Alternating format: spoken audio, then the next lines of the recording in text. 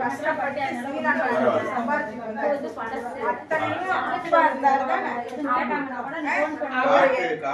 பத்திரத்தை வச்சு வாங்கி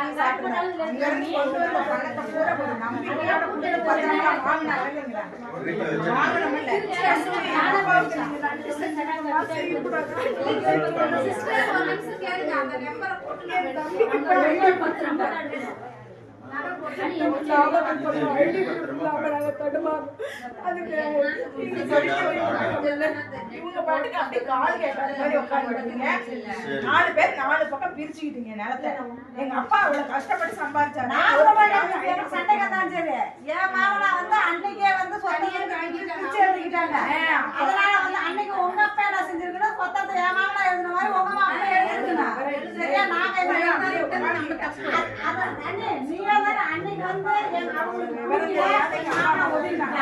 இன்னைக்கு அவங்க ஒதுங்க நாங்க நினைக்கிறாங்க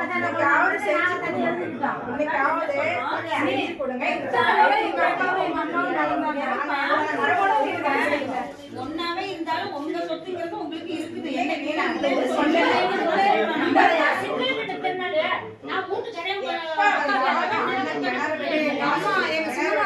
நம்மளால நாமக்கல்ல ஒரு மண்ணை கூட வாங்க முடியாது. அதை நிரூபிச்சிட்டாங்க அவங்க. எங்க வேண்டாம் சொத்தா ஒண்ணு பாருங்க. நாமக்கல்லோட சொத்து உனக்கு வராதுன்னு தக்காசுமின்னு சொல்லுது.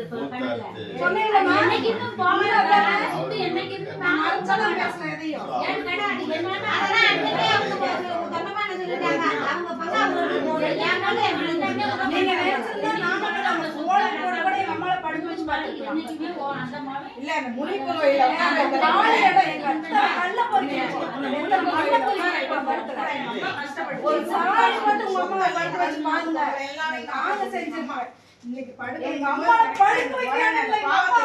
நீங்க ஏன் கொண்டாந்து நாங்க வேணாம்ட்டோம் மகனே. நீங்க வந்து